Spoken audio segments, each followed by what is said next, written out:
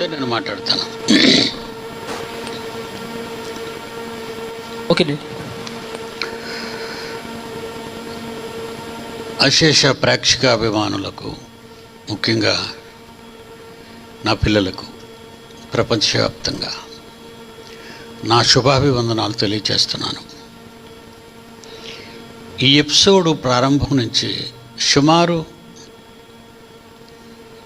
4-5 episodes ప్రపంచానికి అర్థం కాని పచ్చి నిజాలను బయటపెడుతున్నాను.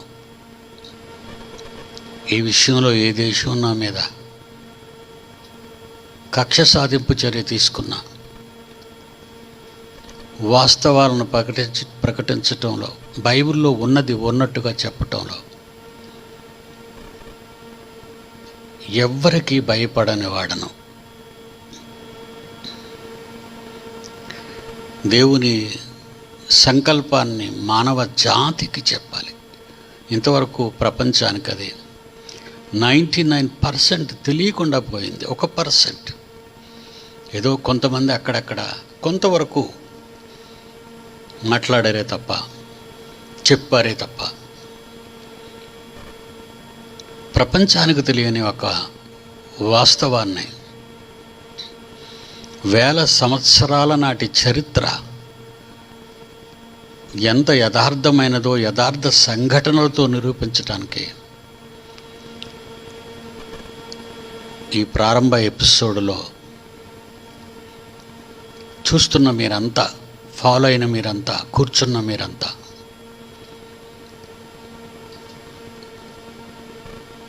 ఈ పాఠం యొక్క చివరి ఎపిసోడ్ వరకు మీరు చూస్తేనే తప్ప, మధ్యలో ఏ ఎపిసోడ్ అయినా మీరు చూడడం మానేస్తే అక్కడికి వే కట్ అయిపోతుంది, మీకు అర్థం కాదు నెక్స్ట్ ఎపిసోడ్. ఓకే. కరోనా. ఈ కరోనా అన్నది మృత్యు కిరీటం. చైనా వాళ్ళు మొట్టమొదటి దాన్ని చూడగానే కిరీటం ఆకారంలో ఉందట ప్రాణం తీసే ఈ వైరస్, ఈ తెగులు.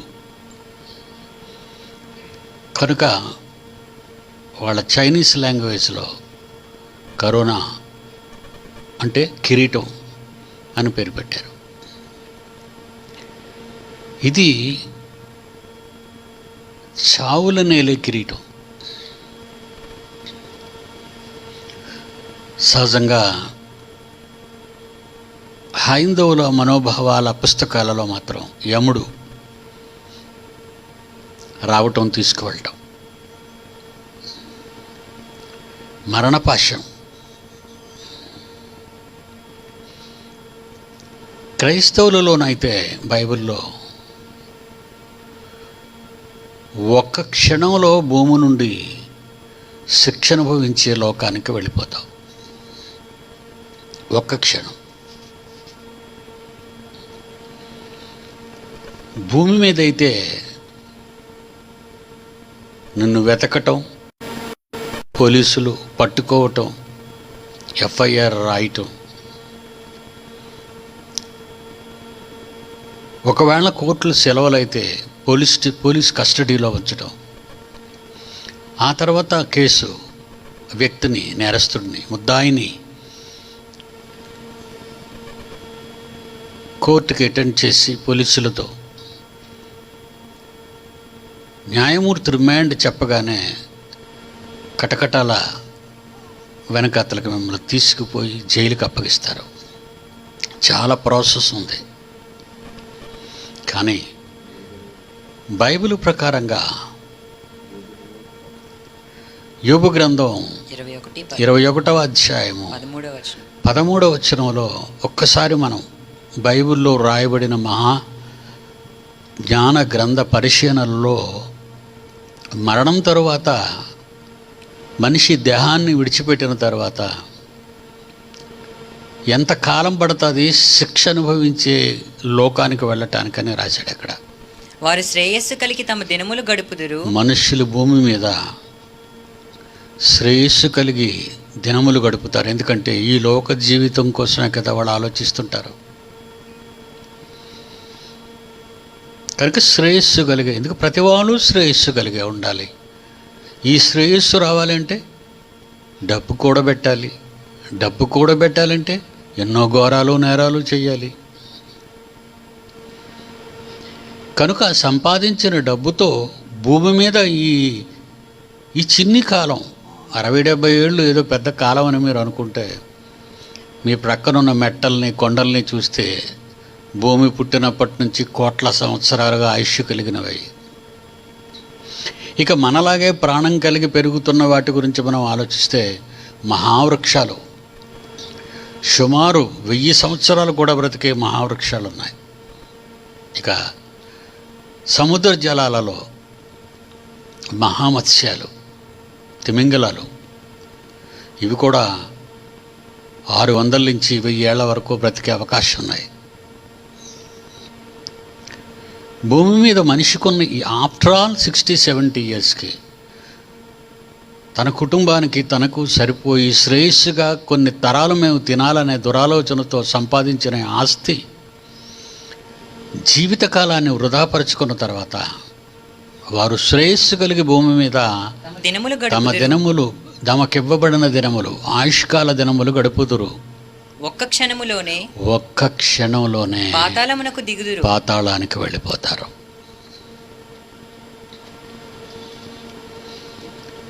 కన్ను మూస్తే తెరిచే టైంలోనే నీ కళ్ళు తెరవకపోగా, లేదా నీ కళ్ళు చూస్తుండగానే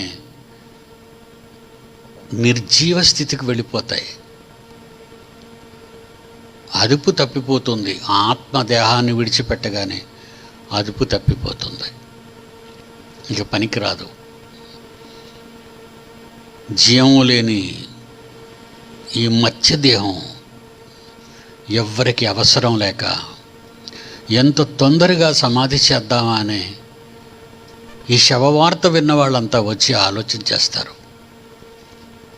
పిల్లలు ఏదైనా ఎక్కడైనా దూరంగా ఉంటే వచ్చే వరకు భద్రపరుస్తారు.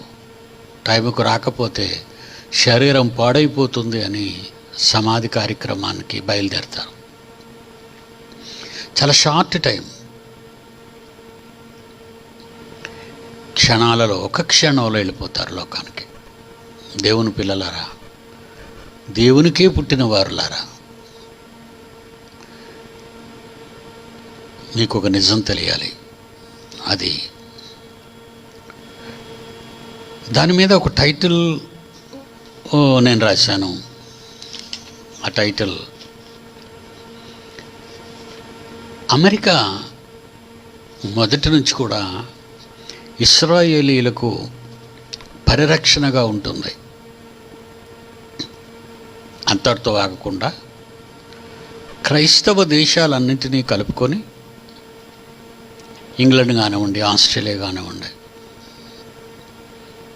జర్మనీ కానివ్వండి, కొన్ని అగ్రరాజ్యాల పొత్తుతో ఇశ్రాయేలీలను పరిరక్షణ చేస్తున్నట్టుగా మనకు కనబడుతూ ఉంటుంది.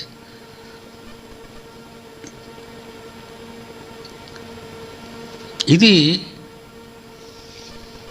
ఈ పరిరక్షణ, అమెరికా ఈ పరిరక్షణ ప్రపంచానికే పెనుముప్పుగా మారుతుంది అన్న ఈ మాట 16 సంవత్సరాల క్రితం నా మాటలలో, నా ప్రసంగాలలో చెబుతూ జనానికి పుస్తకాన్ని కూడా, గ్రంథాన్ని కూడా రచించాను. అదే సింహగర్జన. అంటే ఇశ్రాయేలీలకు పరిరక్షణ ఇవ్వటం, వాళ్ళు దేవుని పిల్లలు కదా, వాళ్ళు అది ఎలా తప్పవుతుంది అని ఒకవేళ ఎవరైనా అనుమానాలతో ఉంటే, అనుమానాలతో ఉంటారు. ఎందుకంటే ప్రతి దేశం నుండి ఇజ్రాయేల్ చూడడానికి, పుణ్యస్థలంగా దర్శించటానికి క్రైస్తవులను పేరు పెట్టుకున్న వాళ్ళంతా వెళ్తారు. దీనికి ప్రభుత్వాలు కూడా సహకరిస్తాయి. అది ఎంతవరకు న్యాయంగా ఉంది అనేది ఈ ఎపిసోడ్స్ అన్నీ విన్న తర్వాత మీకు అర్థమవుతుంది. దేవుని పిల్లలారా, ఈ కరోనా వైరస్ సోకిన తరువాత ఇజ్రాయెల్లోని ఒక మంత్రివర్యుడు ఏమంటున్నాడో ఒకసారి మనం ఈ క్లిప్ చూడాలి, మీరు చూడాలి. ఇశ్రాయేలు దేశంలోని ఇశ్రాయేలీలు, వాళ్ళ పేరు ఇప్పుడు యూదులు. ఇశ్రాయేలీయులు అంటే 12 గోత్రాలు కలిపిన వారు ఇశ్రాయేలీలు. 12 గోత్రాలు.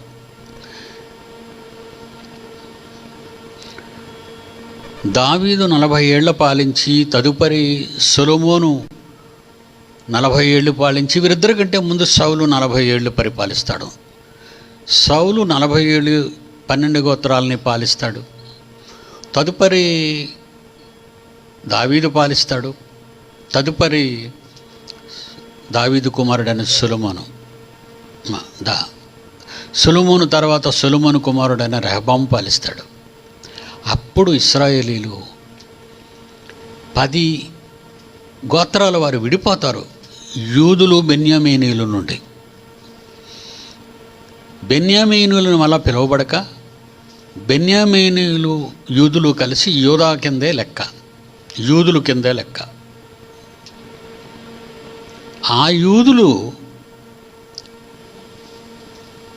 పాలనలో ఇప్పుడు పాలస్తీనా దేశం, ఒకప్పుడు పాలస్తీనా దేశం లెబనాన్,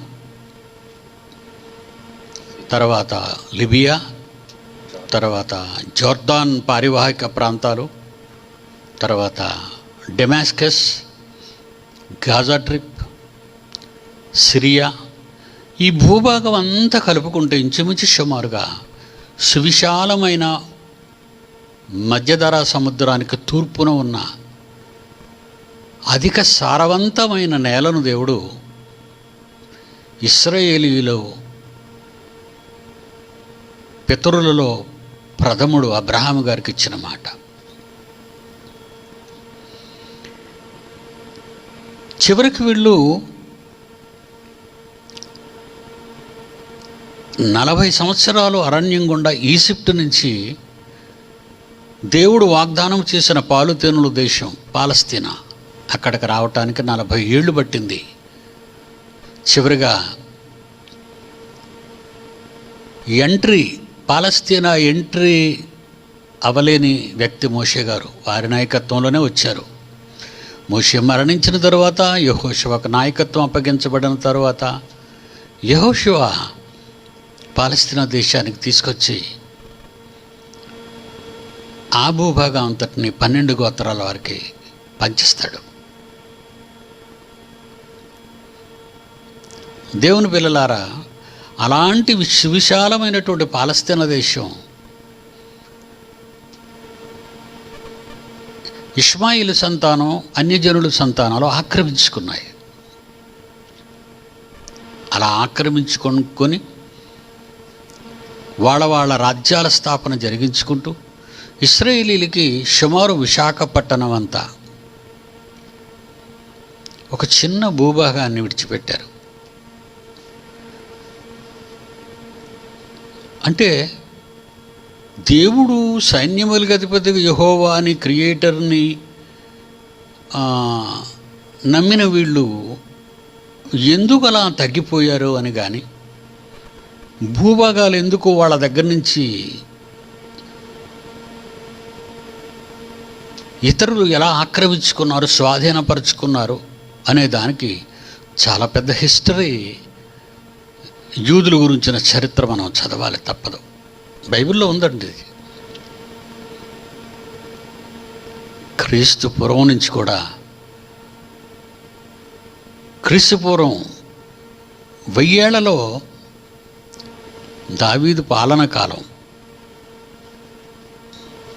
ఆ తర్వాత సొలొమోను పాలన కాలం, ఆ తర్వాత దానికి ముందు సౌలు పాలన, తరువాత ఇశ్రాయేలు 10 గోత్రాలు అష్షూరియన్స్ వచ్చి వీళ్ళని తీసుకుని వెళ్ళిపోతారు. 10 గోత్రాల వారిని యుద్ధానికి వచ్చి వాళ్ళని చెరబట్టి తీసుకుపోతారు. ఈ 10 గోత్రాలు ఇశ్రాయేలీలు వాళ్ళతో కలిసిపోయి మిక్స్ అయిపోతారు వాళ్ళు, మిక్స్డ్ బ్రీడ్. ఇండియను ఇంగ్లీష్ వాళ్ళు పరిపాలించినప్పుడు ఒక యాంగ్లికన్ మ్యాన్ ఒక ఇండియన్ స్త్రీని పెళ్లి చేసుకుంటే ఆంగ్లో ఇండియన్ అని ఎలాగా పేరు పెట్టారు. అష్షూరియన్స్ చెరలో అష్షూరియన్స్ వారికి లోబడి వీళ్ళందరినీ ఈ 10 గోత్రాల వాళ్ళని తీసుకువెళ్ళిపోతాడు. వాళ్ళు తీసుకెళ్ళిపోతారు. ఇక మిగిలింది యూదులు. సుమారు 21 రోజులు పరిపాలించిన తర్వాత బబులోను దండయాత్ర జరుగుతుంది. బ్యాబిలోనియన్స్ ప్రపంచాన్ని పాలించిన వాళ్ళు వచ్చి యూదులను తీసుకుపోతారు, బానిసలుగా తీసుకుపోతారు. అందులో వెళ్ళిపోయిన వాళ్ళే ప్రవక్తలందరూ, చిన్న చిన్న చిన్న ప్రవక్తలు, పెద్ద ప్రవక్తలు అందరూ ఉంటారు, వస్తారు వాళ్ళు వచ్చి. ప్రియులారా, అలా వెళ్ళిపోయినటువంటి యూదులు బ్యాబిలోనియన్స్ కింద బ్రతికి తరువాత బాబిలోనియన్స్ సామ్రాజ్యం కూలిపోయి మాదీయ పారసీకుల పాలన వస్తుంది చరిత్రలో. మాదీయ పారసీకుల పాలన తర్వాత ద గ్రేట్ అలెగ్జాండర్ గ్రీకులు పాలిస్తారు, 3వ మహాసామ్రాజ్యం. ఇక 4వ మహాసామ్రాజ్యం రోమన్ ఎంపైరిజం. ఆ కాలంలోనే యేసు పుడతాడు. అప్పటికి ఉన్నవాళ్ళు యూదులు మాత్రమే. ఇకపోతే ఇశ్రాయేలు గురించి దేవుని మాటలు మనం చూస్తే, వీళ్ళ గురించి దినమంతయు నా చేతులు చాపుకుంటున్నాను అంటాడు దేవుడు.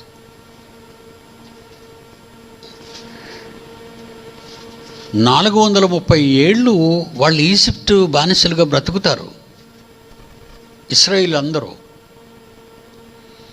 430 ఏళ్ళు వాళ్ళు కన్నీరు కారుస్తూ దేవుణ్ణి అడుగుతారు. యాకోబు కుమారుడైన యోసేపు చిన్నతనంలో అన్నలు అతనిని అమ్మేస్తారు. అలా ఈజిప్టుకు వచ్చేస్తాడు చిన్నతనంలోనే.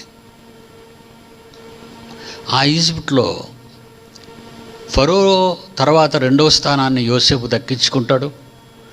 కరువు కాలం రావటం, 7 సంవత్సరాలు ఆహారం ఉండదనే సంగతి దేవుడికి తెలుసు కనుక యాకోబు తన కొడుకులందరినీ తీసుకొని ఈజిప్టుకు వస్తాడు. అలా వచ్చిన తర్వాత 430 ఏళ్ళు ఈజిప్ట్లో ఉంటారు వాళ్ళు. It's original history. దీనికి అన్ని ఆధారాలు ఉన్నాయి, అన్ని బేసిస్ ఉన్నాయి మీకు.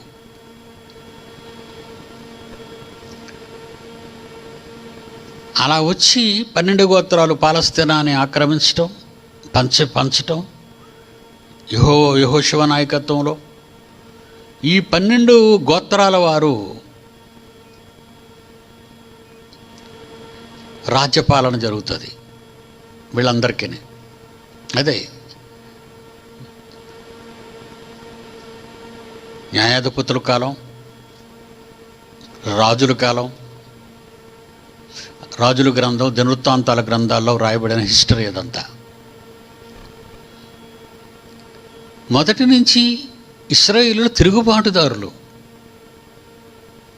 ఎందుకంటే అరణ్యంలో మోషేని ఎంత హింస పెట్టారో, దేవుడికి ఎంత కోపం వచ్చిందంటే అందరూ ఉన్నప్పుడు ఇశ్రాయేలీల మీద అరణ్యంలో, వీళ్ళందరినీ అరణ్యంలో చంపేస్తానంటాడు దేవుడు. అప్పుడు మోషే, నీ దగ్గర ఉన్న జీవగ్రంథంలో నా పేరు తీసే తండ్రి అంటాడు. వాళ్ళు కాకపోతే నన్ను చంపే అంటాడు, లేకపోతే నా పేరు తీసే అంటాడు. మోషే నా ఇల్లంతట్లో నమ్మకమైన వాడు అని. ఇశ్రాయేలే తన ఇల్లు అనుకున్న దేవుడు వాళ్ళని ఎంత ప్రేమించాడో.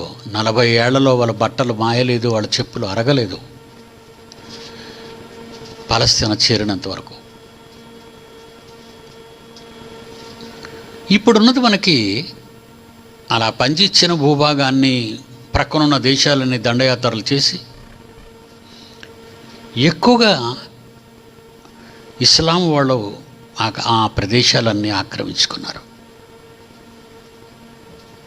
వాళ్ళెవరూ కాదు, అబ్రహాముకి హాగరు వలన పుట్టిన సంతానం.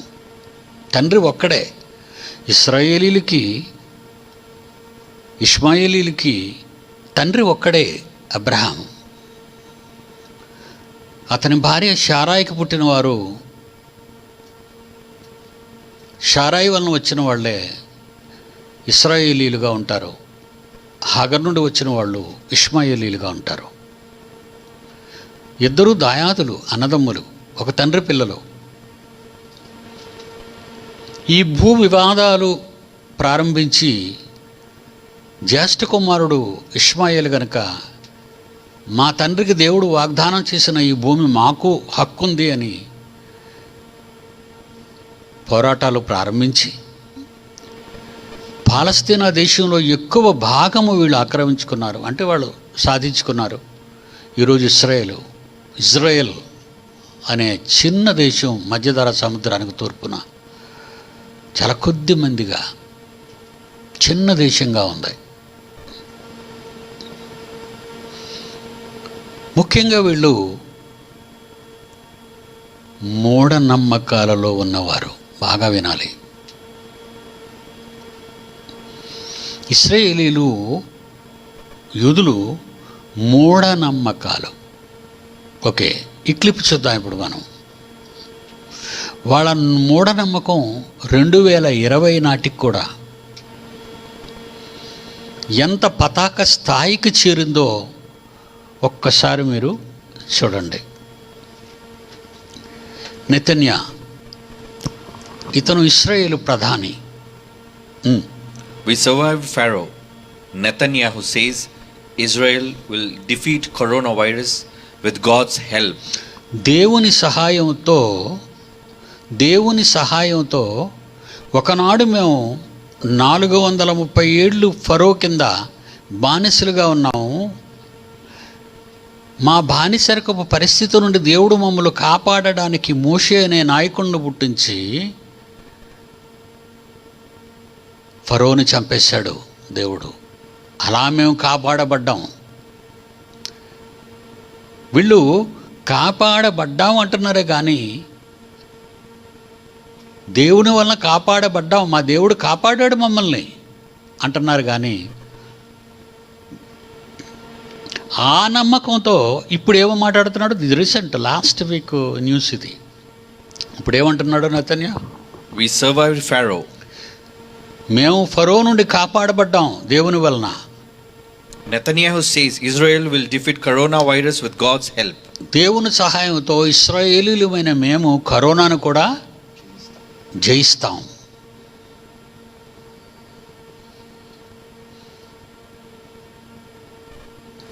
దేవుడంటే వీళ్ళకి నమ్మకం ఉందా? నెక్స్ట్ క్లిప్ చూడండి. ఇతను ఒక దేశ ప్రధానిగా అన్న మాటలు అవి.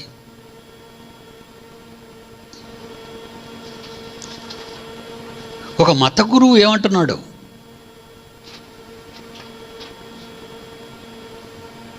చూడండి.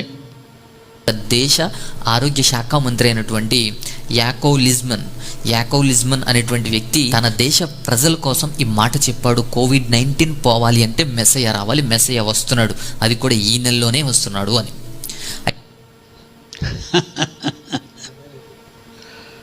ఏమండి, పిడి సుందర్రావుగా సవాలు విసురుతున్నాను. ఈ నెలలో మెస్సయ్య రాడు. ఉంచు నా క్లిప్ ఉంచు. ఆ మూర్ఖుల మొహాలని కొంచెం మమ్మల్ని చూడని. నువ్వెందుకు కాంగ, నీ ఫోటో కాదు కదా.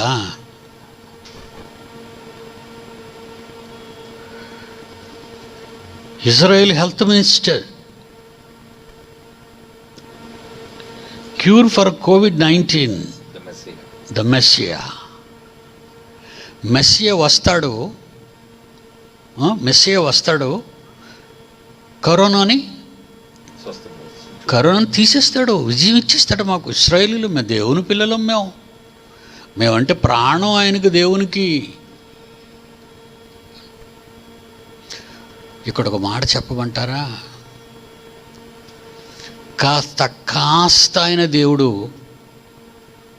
ఇష్మాయేలీలైనా ప్రేమిస్తాడు కానీ యూదులను ప్రేమించడు. ఇది క్రైస్తవులు, ప్రపంచ క్రైస్తవులకు తెలియని ఒక రహస్యం. రహస్యం అంటే వ్రాయబడినదే కానీ వాళ్ళు అర్థం చేసుకోలేదు. చదువుకున్నారే కానీ బైబిల్లో ఉన్న పరిజ్ఞానం వాళ్ళకి అర్థం కాలేదండి. అందుకే ఈ ఎపిసోడ్స్ అన్నిటినీ మిమ్మల్ని చూడమంటున్నాను. ఇప్పుడు ఏమని చెప్పుకున్నాడు ఇతను? ఏమని చెప్తున్నాడు? వాయిస్ ఏమని చెప్తున్నాడు? ప్రపంచవ్యాప్తంగా కూడా ఈ విషయం, ఈ యొక్క న్యూస్ అనేది చాలా వివిధ రకాలుగా ఆశ్చర్యానికి గురి చేస్తుంది. అలాగే అందరూ కూడా దీని గురించి చర్చించుకుంటున్నారు. అయితే ఇక్కడ జరిగినటువంటి విషయం ఏంటి అంటే, ఇజ్రాయెల్ యొక్క కాదు, నేను ఇది అడగలేదు నిన్ను. కట్ చేయండి రా బాబు, కట్ చేయండి. మూర్ఖులరా మీరు.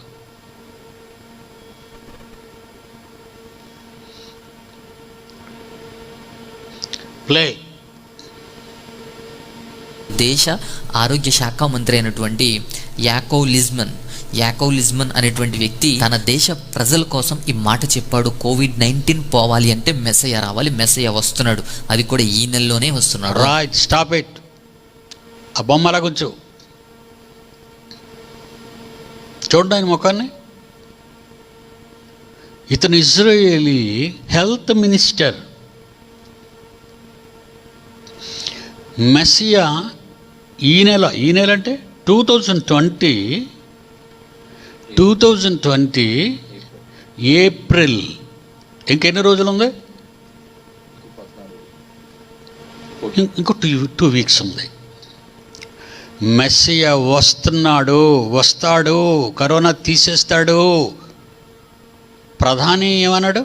దేవుడు ఆ రోజు ఫరోని చంపి మమ్మల్ని కాపాడాడు, ఈరోజు కరోనాపై విజయాన్ని ఇస్తాడు మాకు. ఆనాడు అది దేవుడు చేసిన పని. ఇశ్రాయేలు యుద్ధాలు ఏం చేయలేదు అక్కడ ఫరోతో. నెతన్యా చెప్పిన మాటలు బైబిల్లో ఉన్న వాస్తవం కాదని నేను అంటం లేదు. We survived Pharaoh. Netanyahu says Israel will defeat coronavirus with God's help. ప్రధానిగా జనరల్ నాలెడ్జ్ ఉన్నవానిగా మాట్లాడాడండి. ఓకే. ఇప్పుడు ఈ ఫైనాన్స్ మినిస్టర్ అన్న దాని గురించి మనం బాగా తీవ్రంగా ఆలోచిద్దాం. ఇతను ఏమంటున్నాడు? ఏప్రిల్ నెల ఇంకొక 2 వీక్స్లోగా, ఈ నెల 2 వీక్స్లోగా 2020 ఏప్రిల్ మెస్సియా వచ్చేస్తున్నాడు అని చెప్పాడు. ఒక ఇండియన్ సిటిజన్గా భారతదేశంలో పుట్టాను. ఒక బైబిల్ పండితునిగా, ప్రపంచ బైబిల్ పండితులందరికంటే, బాగా వినాలి మీరు, ప్రపంచ క్రైస్తవ పండితులు అందరికంటే క్రీస్తు శకం 1600 నుంచి 2020 వరకు ఈ మాటలు చెప్పేవాడు లేక ఇలాంటి కారు కోతలు ఒక యూదుడుగా, ఒక హెల్త్ మినిస్టర్గా ఒక తప్పుడు మాట ప్రయోగించాడు. మెస్సియా ఏప్రిల్ 2020 వస్తాడని బైబిల్లో ఎవడైనా ప్రపంచంలో చూపించగలడా?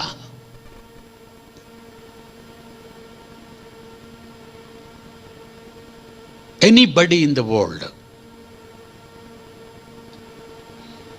ఈ యూదులలో ఎన్నో పుకార్లండి, మీరు నమ్మరు.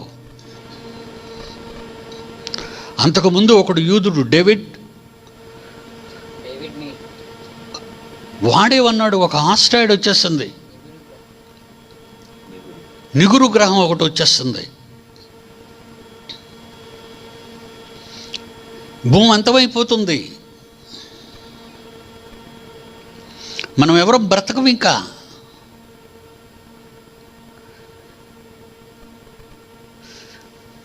మనం ఎవరం బ్రతకం. డేట్స్ డిక్లేర్ చేసేసాడు. 3 రోజులు, సెప్టెంబర్ అనుకుంటాను అది. Clip please.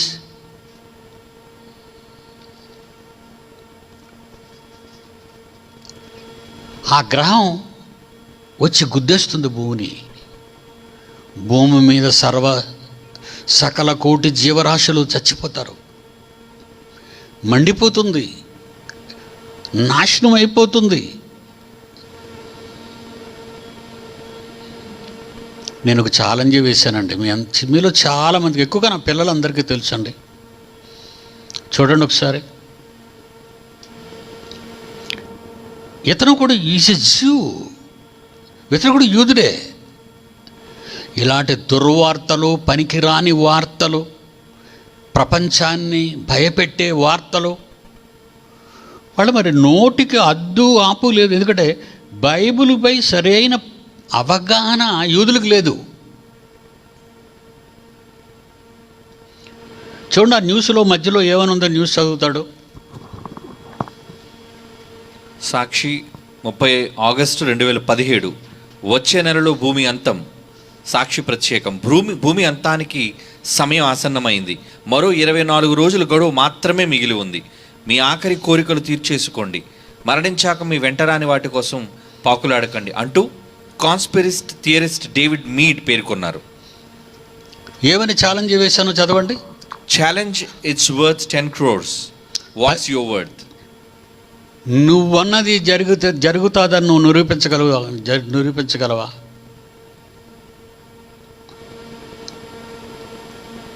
నీ ప్రాపర్టీ అంతా పెడతావా పోటీ మనిద్దరికి? బ్రతికుంటావని ఏ ఉపగ్రహం వచ్చి భూమిని గొద్దుతో ఎవరికి తెలియదు. ఇది ఈ సైన్స్ శాస్త్రవేత్తలకు తెలుసా? అసలు శాస్త్రవేత్తలను 20 ఏళ్ల క్రిందే నా ఎడంకాల కింద పెట్టుకున్నానన్న నిజం తెలుసు మీకు. అరౌండ్ వరల్డ్ సైంటిస్టులని. ఇప్పుడు వీడొచ్చాడు.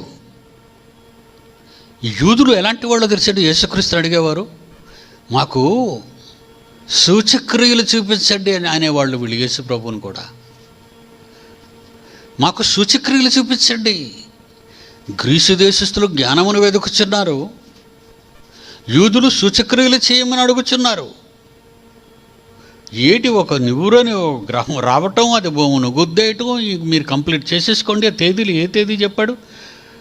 ఎర్త్ డెస్ట్రాయ్ ఆన్ సెప్టెంబర్ 20, 23, 20, 21, 22, 23 4 రోజుల్లో 2017లో భూమి అంతమైపోతుంది అని ఒక పిక్చర్ చేసేసి మానవ ప్రపంచాన్ని భయపెట్టాడు. అమెరికాలో ఉండి అమెరికా సిటిజన్ ఇప్పుడు ఈయన.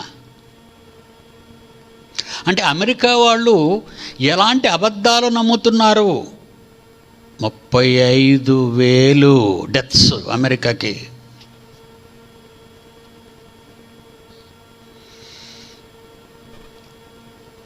ఇటు ఇండియాలోనూ అంత జ్ఞానివా అని అడిగే దమ్మున్న మగాడు ఎవడైనా ప్లీజ్ అటాక్ మీ. ప్రపంచంలో ఎవరైనా, ఎనీ సైంటిస్ట్, ఎనీ హిస్టోరియన్, అదే ఛాలెంజ్. నీకేం తెలిసిన మాట్లాడుతున్నావు?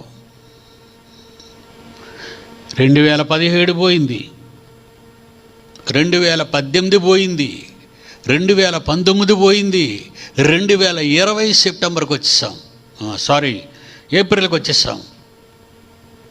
నేనేమిస్తానో తెలుసండి?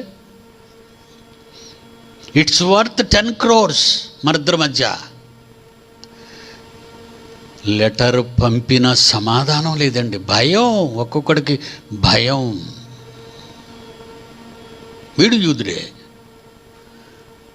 ఇప్పుడు ఇతడు ఇశ్రాయేల్ దేశానికి ఆ ఫైనాన్స్ మినిస్టర్కి ఒక సవాలు విసురుతున్నాను. హెల్త్ మినిస్టర్కి ఒక సవాలు విసురుతున్నాను. రాదు అని నేను అంటున్నాను. ప్రపంచ ప్రజలు బ్రతికి బట్ట కట్టి హ్యాపీగా బ్రతుకుతారు. 1000 కోట్లు ఇవ్వగలవా నాకు? 1,000 crores గెలిచిన డబ్బు ఇది. నేను గెలిచి సంపాదించిన డబ్బు, నేను అడుక్కొని సంపాదించిన డబ్బు కాదు.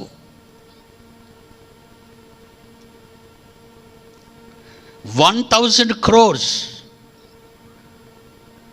మెస్సియ రాడు. సిద్ధమా? నా పిల్లలందరూ ఇజ్రాయెల్ దేశానికి పంపించండి. ట్విట్టర్లో మెసేజ్. నెతన్యాకు పంపండి. ఈ హెల్త్ మినిస్ట్రీకి పంపండి. ఏంటండి వీళ్ళకి తెలుసు? మా వెనక అమెరికా ఉందనుకుంటున్నారు, మా వెనక గ్రేట్ బ్రిటన్ ఉందనుకుంటున్నారు, మా వెనక క్రైస్తవ దేశాలు ఉన్నాయనుకుంటున్నారు. ప్రపంచ క్రైస్తవ దేశాలను హెచ్చరిస్తున్నాను, ఇశ్రాయేలీల వెంట ఉండటమే మీరు చేసే అతిపెద్ద తప్పు.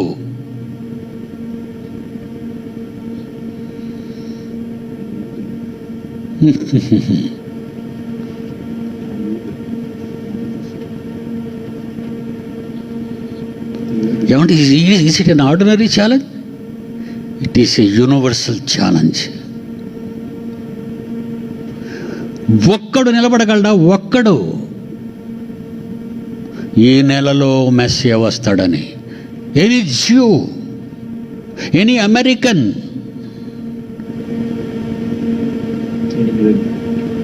ఎనీబడి ఇన్ ది వరల్డ్, ఎవరినైనా క్రిస్టియన్ కంట్రీలో నుంచి ఎవరైనా నిలబడగలడా?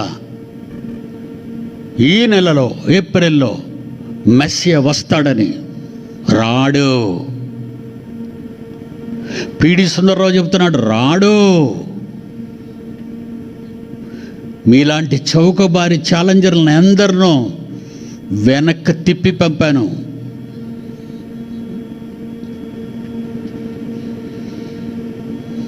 తప్పు చేయకండి. నేను చెప్పింది బైబిల్ బట్టి. నా దగ్గర ఉన్నది 2 అంచుల వాడి అయిన ఎటువంటి ఖడ్గము కంటే పదునైన అస్త్రం, 66 పుస్తకాల పుస్తకం. It's a great Bible. నా బైబిల్ నిజం, నా తండ్రి మాటలు నిజం. అన్నీ నా తండ్రి వ్రాయించాడు. ఏ తరంలో ఏమి జరుగుతుందో అన్నీ వ్రాయించాడు నా తండ్రి. నా తండ్రి పక్షాన నిలబడే 760 కోట్ల మందికి ఒకే దేవుని పక్షాన్ని నిలబడిన 760 కోట్ల మంది మీరు దేవుని పక్క లేరని నాకు తెలుసు. నేను నా పిల్లలు నిలబడ్డాం దేవుని పక్షాన యుద్ధం చేయటానికి.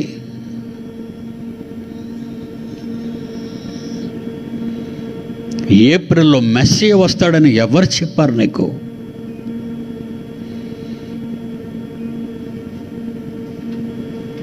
ఆ దినమును గూర్చి, ఆ గడియను గూర్చి పరలోకముందున్న తండ్రి మాత్రమే తెలుసుకుంటాడు.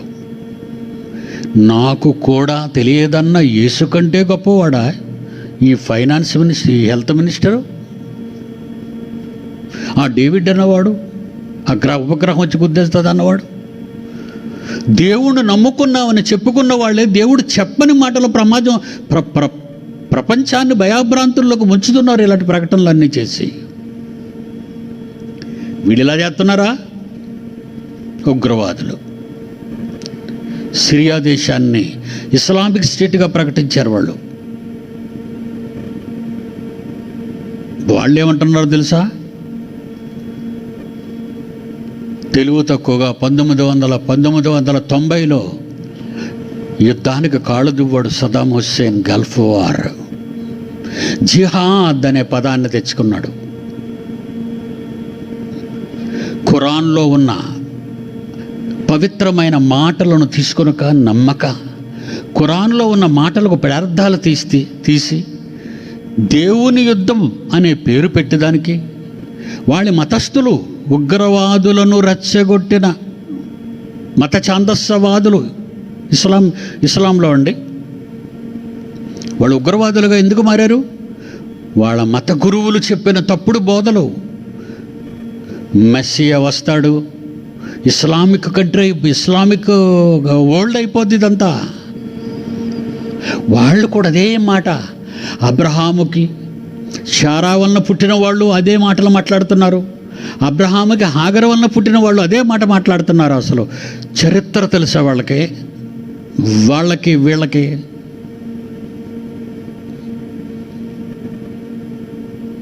తండ్రి అందరికీ ఒక్కడే.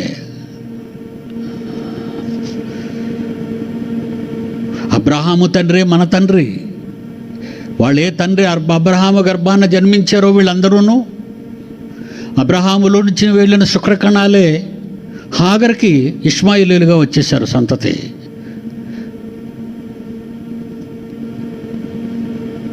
అబ్రహాము నుండి శుక్రకణాలుగా దేవుని మాటను బట్టి షారాయిలోకి వెళ్ళాయే వాళ్ళ ఇశ్రాయేలీలు. ఒకే తండ్రి శుక్రకణాలను పంచుకొని ఇద్దరు తల్లుల ద్వారా ప్రపంచంలో జనాంగాలుగా ఏర్పడితే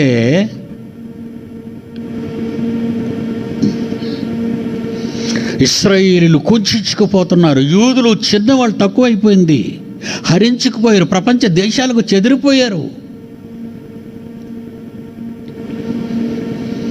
ఇష్మాయేలీలు ప్రపంచంలో the second generation, highest second generation in the world వాళ్ళే.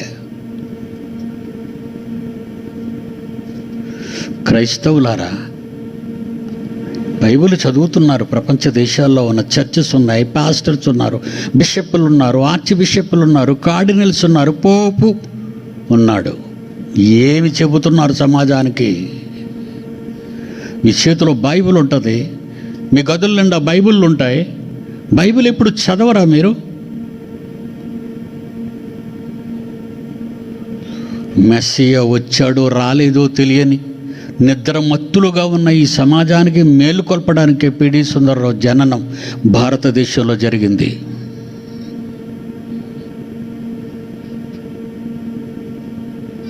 ఆలోచించండి.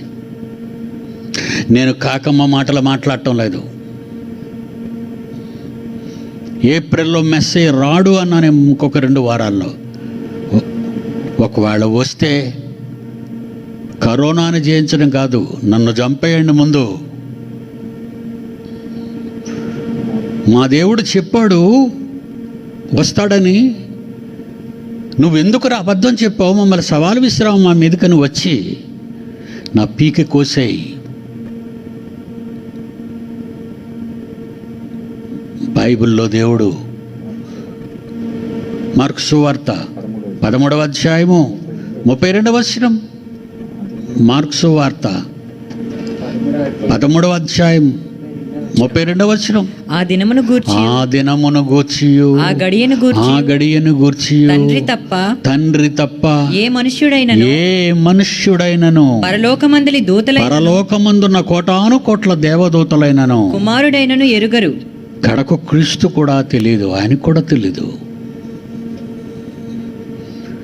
హెల్త్ మినిస్టర్కి తెలిసిపోయిందా మెస్సియా వచ్చేస్తాడని? ఉత్తరం వచ్చింది ఆయనకి? లేకపోతే మన భక్తులకు దేవుడు కనబడి దర్శనం ఇచ్చి దర్శనంలో ఏమైనా చెప్పాడా? లేకపోతే కళలు వచ్చేసి కళల్లో ఏమైనా ఈయనకి ప్రకటన చేశాడా? ఏమండి, మోసపోతున్నారండి. జ్యూస్ను చూసి మోసపోతున్నారు, యూదులను చూసి మోసపోతున్నారు. నేను యూదులను కాపాడుతానని అమెరికా నిలబడబట్టే 35,000. చూడండి ఎంతమంది చనిపోయారో ఆ లిస్టు. క్రిస్టియన్ కంట్రీస్లో ఎందుకు ఇంత ఘోరం జరుగుతుంది? లేని దాన్ని చెబుతున్నారు, లేని వాటిని నమ్ముతున్నారు. దేవుడు ముసుగులో అన్ని అనర్థాలే. అమెరికా 37,175 మరణాలు, హయ్యెస్ట్ ర్యాంకులో ఉందని అమెరికా ఈరోజు. ఎందుకో తెలుసా? ఇశ్రాయేలీల పరిరక్షణ. టైటిల్ ఏంటండి? ఇశ్రాయేలీల పరిరక్షణ అమెరికాకు మెప్ప, నేటి భూమండలానికే పెనుముప్ప. 16 సంవత్సరాల క్రితం అమెరికాకు వ్రాసిన లెటర్ అండి ఇది. పాఠ్యాంశం. కరోనా వచ్చింది.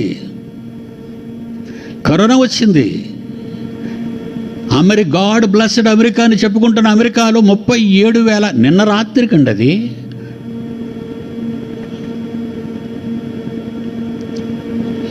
ఏంటి నాయన చూపిస్తున్నావు నువ్వు?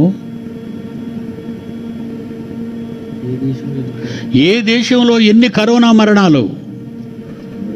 అమెరికా 37,175 మరణాలు, స్పెయిన్ 20,002 మరణాలు, ఇటలీ పోపు గారు ఉన్నది 22,745, ఫ్రాన్స్ 18,681, జర్మనీ 4,352, బ్రిటన్ 14,576, చైనా 4632, దేవుడే లేడు వీళ్ళకి. ఇరాన్ 4958 మరణాలు. క్రైస్తవ దేశాలకి ఏంటంటే ఇంత దారుణం ఏర్పడింది. మీరు బైబిల్ చదవరు గనుక, మీరు బైబిల్ నమ్మరు గనుక, మీరు క్రీస్తును విశ్వసించడంలో తప్పు మార్గాన్ని విశ్వసించారు కనుక ప్రపంచ క్రైస్తవ దేశాలను హెచ్చరిస్తున్నానండి మిమ్మల్ని, మీరు మారాలి. ప్రపంచ దేశాలన్నిటిలోకి అమెరికా ఎందుకు అగ్రస్థానంలోకి వెళ్ళిందో తెలుసా? ఇశ్రాయేలీల పరిరక్షణ. అమెరికాకి మెప్ప, నేటి భూమండలానికే పెనుముప్ప. మీ వలన అమెరికన్స్, క్రైస్తవ దేశాలారా, మీ వలనే భూమండలానికి భయంకరమైన ప్రమాదం ఏర్పడింది. కరోనా రావటానికి 75% మీరే, మీ పాపాలు, మీ నమ్మకపోవటాలు, మీ అవిధేయతలు, మీ రూలింగ్.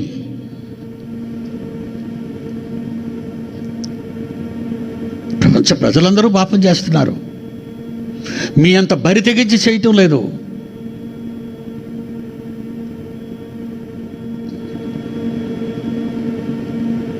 భూమి మీద ఎలా బ్రతకాలో నేర్పించలేక, బైబిల్లో దేవుడు ఈ జీవితాన్ని ఎలా సరిదిద్దుకోమన్నాడో బైబిల్ చదవక, గ్రేట్ బ్రిటన్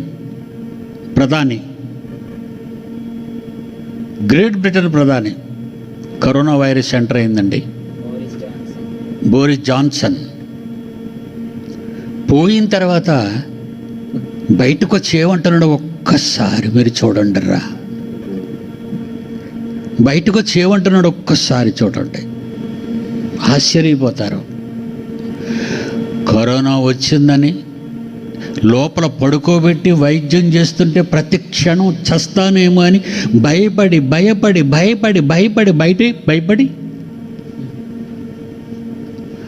రోగం పోయిందని కానీ ఏంటి 2 చేతులు ఎత్తుతున్నాడు, బొట్టం రేలు చూపించావు, వ్యాధి పోయింది. ఎవరిని పొగుడుతున్నాడు చూడండి. ఈస్ ఎ క్రిస్టియన్ కింగ్డమ్ నేత, ఒక క్రైస్తవ గ్రేట్ బ్రిటన్ నేత అండి. ఏమంటున్నాడు? చదవండి, బొమ్మ పెద్దచ్చి చదవండి. వైద్యులే దేవుళ్ళు, ప్రాణరక్షకులు, వైద్యులే దేవుళ్ళు. నాకు మరికి దేవుడు లేడు. ఏటయ్యా నీ మాటలు?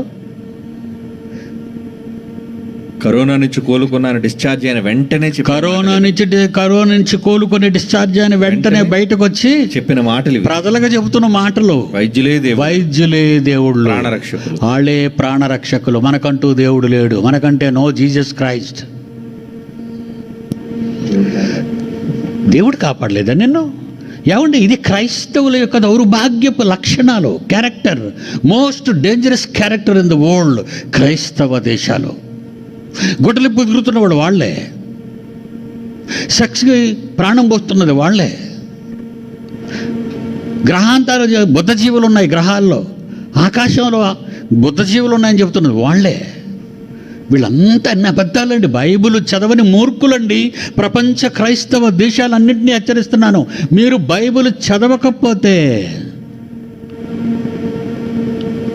మీకు దండన తప్పదు. డబ్బుంది కదా అని అణిచేస్తాడు నీ మదాన్ని. నీ ధనాన్ని చూపించుకున్నావా, మాంద్యపు దశలోకి వెళ్ళిపోయావు. ఈరోజు పేదవాడిగా మారే దుస్థితి ఏర్పడుతుంది. ఒక ఫైనాన్షియల్ మినిస్టర్ ఏమి సమాధానం చెప్పుకోవాలి? మా దేశ ఆర్థిక పరిస్థితి అంతా కుంటుపడిపోయింది, ఇక ఈ దేశాన్ని ఎలా నడిపించాలి? ఆత్మహత్య చేసుకున్నాడు. మీకు చూపించాను, ఆత్మహత్య. ఒక ఫైనాన్షియల్ మినిస్టర్ ఆత్మహత్య.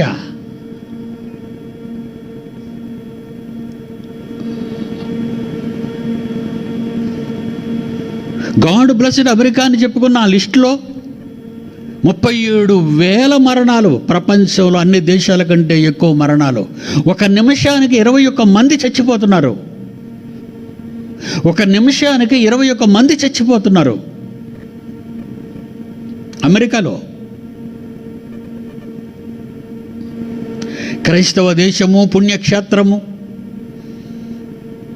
క్రైస్తవ పీఠాధిపతి ఉన్న వాటికన్, ఇటలీలో వేల మంది చచ్చిపోతున్నారు.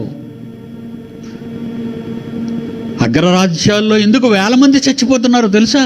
బైబిల్ తెలుసుకోలేక, బైబిల్ ప్రకారంగా జీవించక, బైబిల్కు భిన్నంగా చట్టాలు చేసి ప్రజలను తప్పులు చేయించటానికి మీరు పూనుకున్నారు కనుకనే దేవుడు శిక్ష మీ దేశాల మీద అమలు చేస్తున్నారు.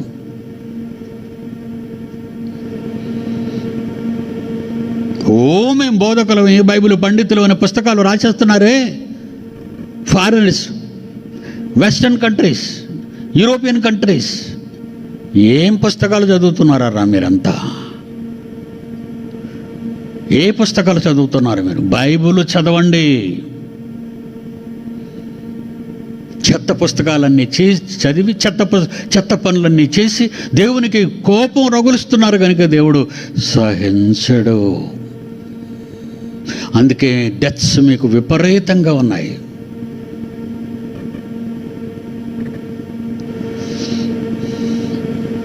ఈ ఎపిసోడ్ ఇంతటితో ఆపేద్దాం. అందరికీ సెలవు.